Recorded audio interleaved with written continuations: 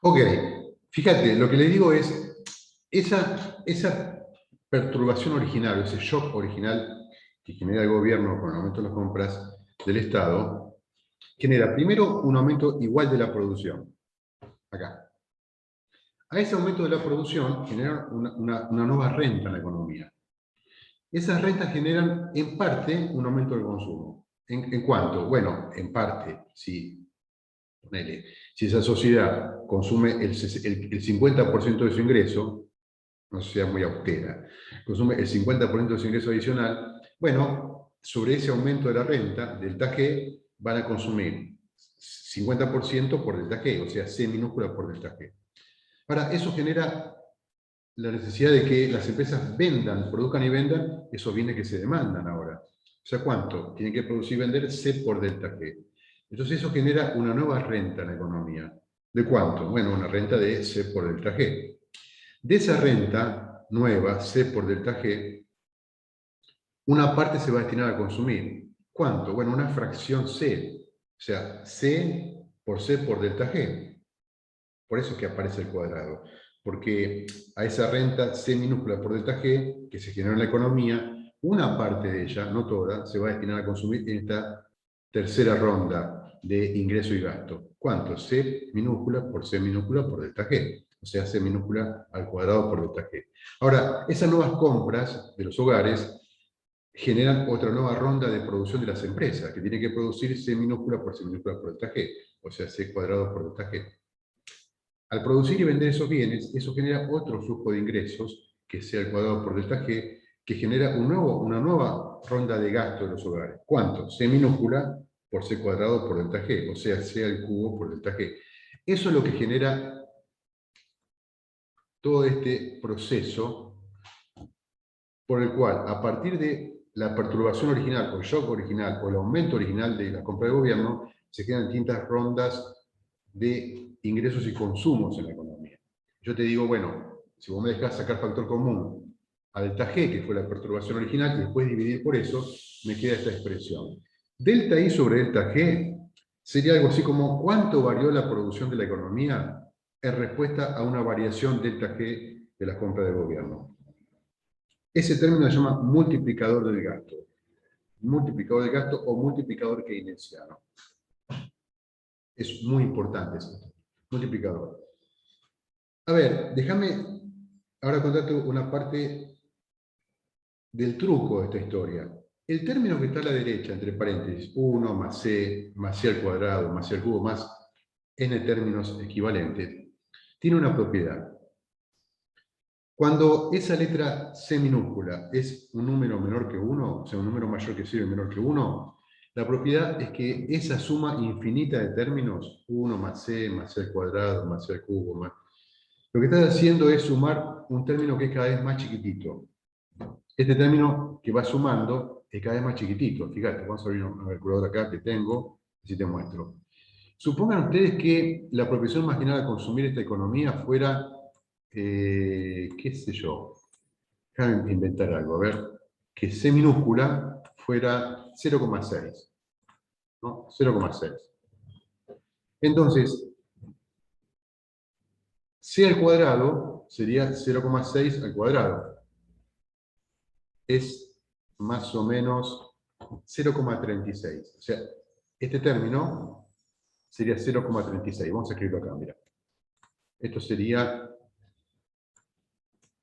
si C minúscula es igual a 0,6, para dar un ejemplo numérico de esto, para que ustedes se hagan una idea de qué estamos hablando, ¿no? Entonces, esto sería así. Esto sería, ese paréntesis sería 1 más 0,6 más 0,36, dijimos. Vamos a ver ahora cuánto sería el término siguiente. ¿Cuál sería el término siguiente? Este, ¿no? O sea, 0,6 elevado al cubo. ¿Están de acuerdo? ¿Están de acuerdo? Sí, profe. Eso nos daría más o menos 0,216. Ponele. Y después vendría un término que sería C minúscula elevado a la cuarta. a ver, 0,6 elevado a la cuarta, eso nos daría, algo más chiquito, 0,1296. Espera, que no, acá me mandé un moco yo, a ver, acá esto puesto, a ver acá, el cubo lo anoté mal, entonces el cubo era, 0,226. muchas gracias, 0,216. ¿Cómo se llama eso cuando escribís al revés? Tiene un nombre. ¿Cómo se llama eso? Dislexia. ¿Eh? Dislexia, ¿no? Bueno, y cuando lo ponemos a la cuarta, ahí nos daba 0,1296 acá. Fíjense, ¿qué pasa con el número que voy agregando? ¿Cómo es cada vez? Cada vez más chico. Cada vez más chico, ¿no? Entonces, ese proceso se dice en matemática, o esa serie de números, es una serie convergente. Si fuera cada vez más grande, explotaría, sería divergente, es convergente. Cuando una serie es convergente, la suma de todos esos términos, la suma de todos estos términos de una serie geométrica convergente, de razón C minúscula, se puede escribir así. O sea, todo esto es igual a esto. Dígame que lo copie. Es igual a esto. Es igual a eso. Y entonces, este término que está acá arriba se puede escribir así. Por lo que acabo de explicarles. Se puede escribir así. 1 dividido 1 menos c. Fíjense que es mucho más fácil hacer esa cuenta, 1 sobre 1 menos c, que 1 más c al cuadrado, más c al cubo, más que está toda tu vida haciendo cuenta. Es nada más hacer un cociente entre un número y otro. Bueno, a ver, eso es el multiplicador de gasto autónomo. Y entonces, conclusión.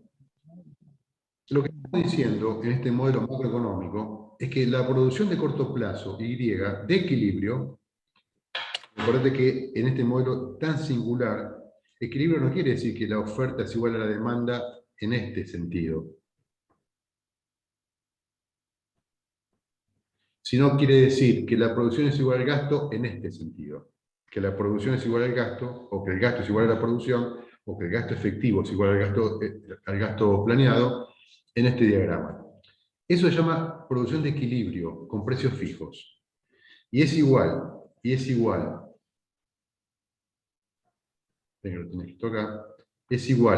al gasto planeado autónomo, Z0, que era esta suma, por el multiplicador, que es este término. ¿Por qué se llama multiplicador? Por eso que viste recién. Que te lo conté así un poco exagerando el aspecto anecdótico de hacerte sumar un término y otro término y otro término de sucesiva ronda del gasto, para que veas que eso tiene, a ver, esta dinámica económica. Un aumento original de 20 unidades de la compra del gobierno genera un aumento de la producción más que proporcional. O sea, no es que la producción aumenta en 20 unidades porque la compra del gobierno aumentaron en 20. Si, para darte un ejemplo, si la proporción marginal a consumir, C minúscula, fuera 0,6, voy a escribirlo por acá. Si la proporción marginal a consumir, si C minúscula es igual a 0,6, y suponete que las compras del gobierno aumentaron en 20, ¿no? Y vamos a ponerle delta G, ¿no? Y delta G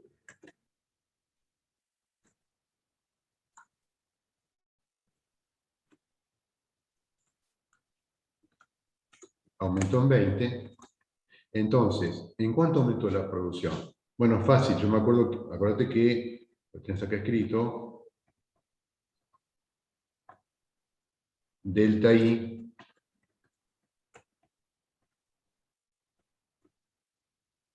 vamos a hacer un ejercicio.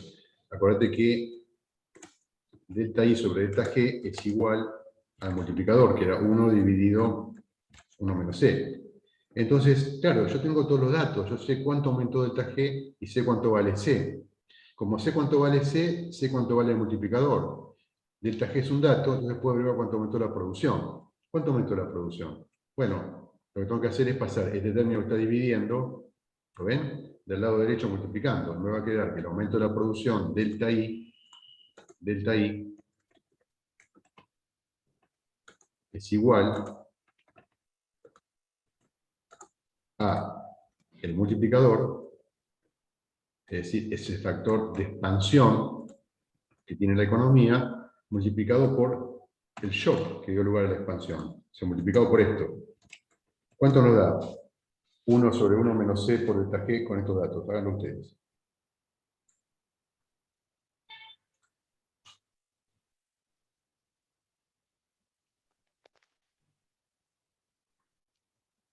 ¿Cómo puedo? A ver, no te veo. ¿Cuánto vale 1 sobre 1 menos C si C es 0,6?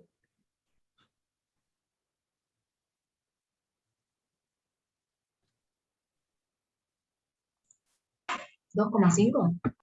2,5. Entonces, el multiplicador de esta economía es 2,5. A ver, este término, voy a escribir acá a la derecha,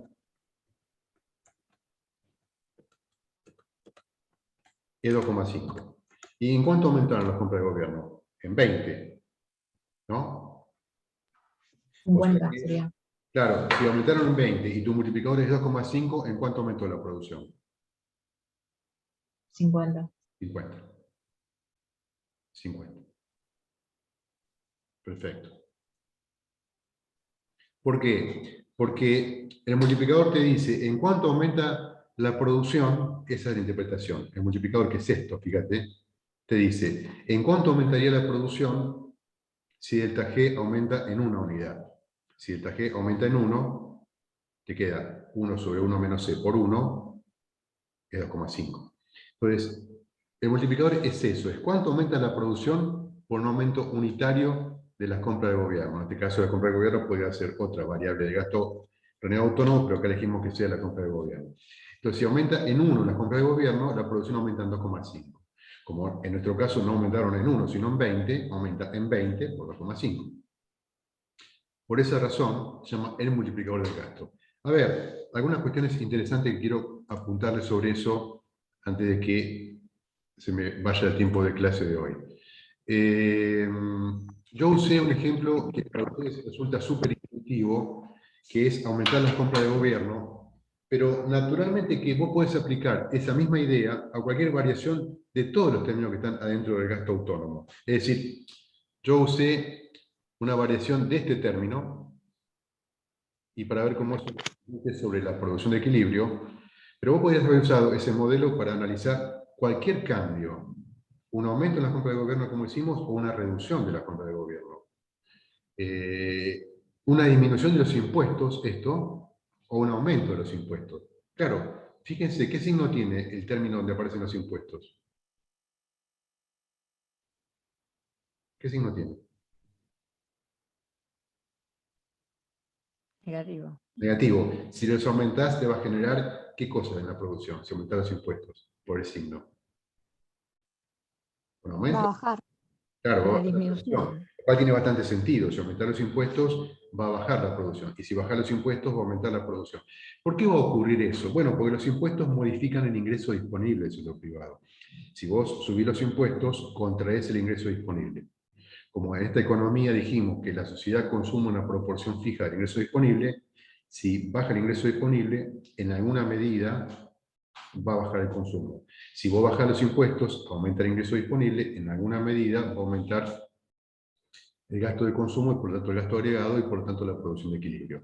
Ahora, fíjense, este modelo te sirve para entender el efecto de una perturbación originada en la política económica, o sea, un cambio en los impuestos o en la compra de gobierno, pero también una perturbación en el consumo autónomo o en la inversión. O sea, suponete que yo te digo, los consumidores se ponen más pesimistas respecto al futuro y consumen menos. Entonces consumen 20 menos. Si los consumidores consumen 20 menos, ¿cuál va a ser el cambio en la producción? Usen rápidamente los datos del ejercicio que hicieron recién, donde había un cambio en 20 unidades en más de las compras de gobierno. Ahora yo le digo, supongo que en vez de haber un cambio de 20 unidades en más de las compras de gobierno, hay un cambio de 20 unidades en menos generado por una previsión pesimista de los consumidores. ¿Qué pasa con la producción? ¿En cuánto varía? ¿De qué es? ¿En cuánto?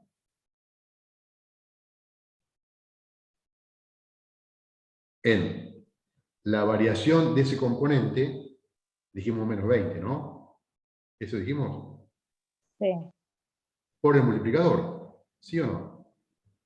sí, O sea, menos 20 por 2,5, menos 50. Si los consumidores en cualquier nivel de renta consumen 20 unidades menos porque piensan que la economía va a estar peor, eso genera una retracción de la renta de 50. Por el mismo razonamiento o por ejemplo análogo por el cual recién una colega dijo, bueno, si aumentan la compra de gobierno en 20 con un multiplicador de 2,5, tu producción de equilibrio aumenta de 50. Es decir, el multiplicador se aplica a todo ese término entre corchetes, a cualquier cambio que tenga lugar allí dentro. En primer lugar. A ver, miren de nuevo ese corchete. En este modelo, por lo dicho y visto hasta ahora, ¿de qué variable dispone el gobierno para incidir sobre el gasto agregado autónomo e indirectamente sobre la producción de equilibrio?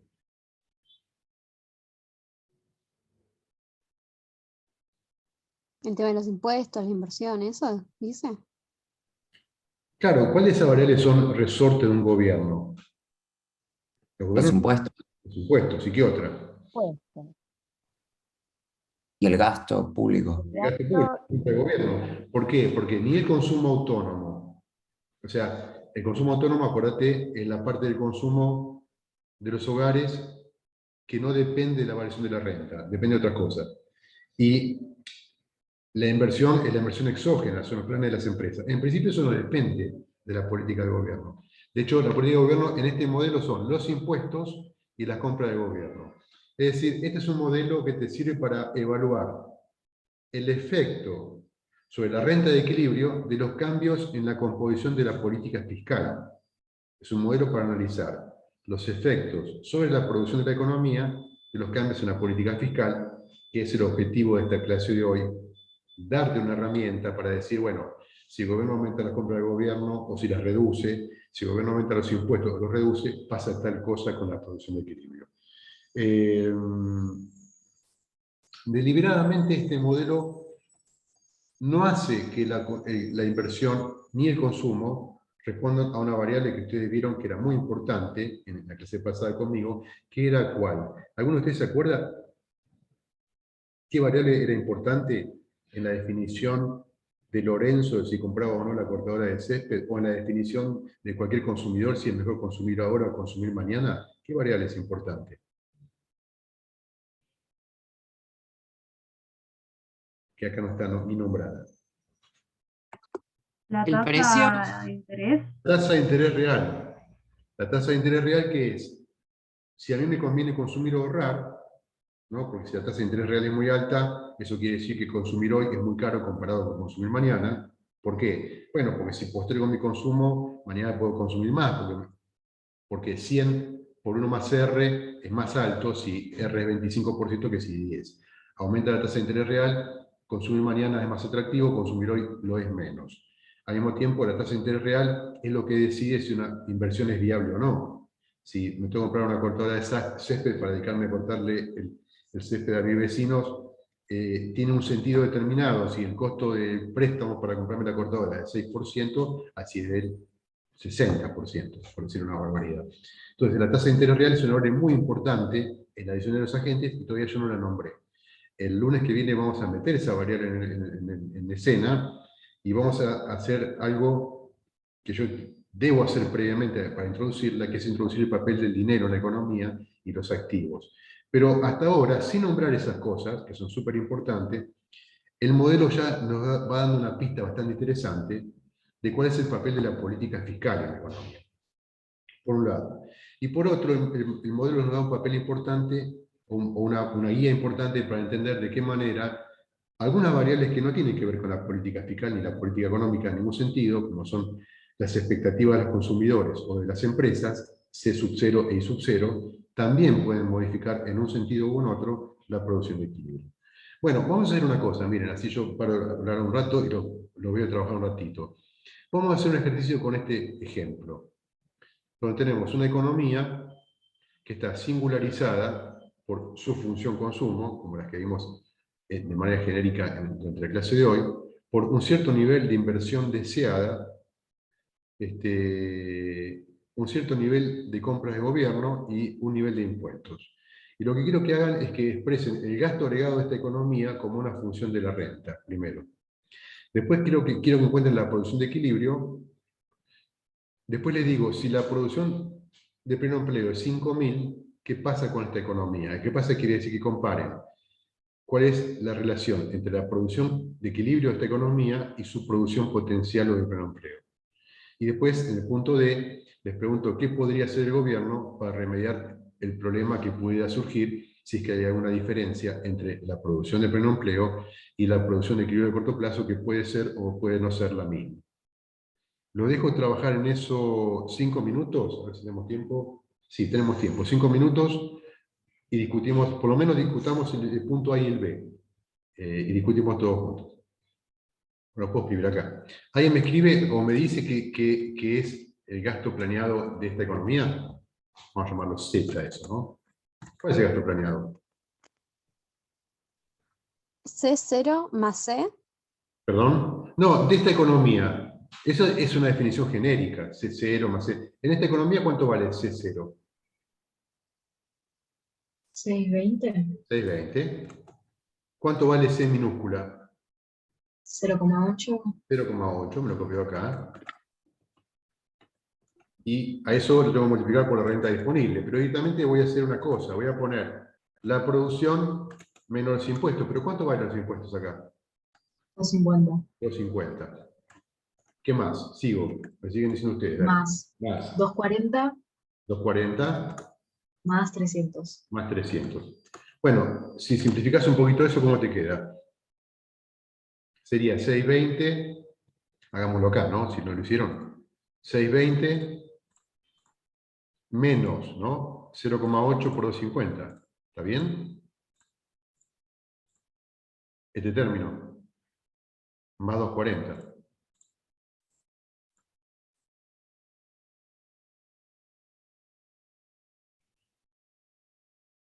Más 300, perdón. Más 300.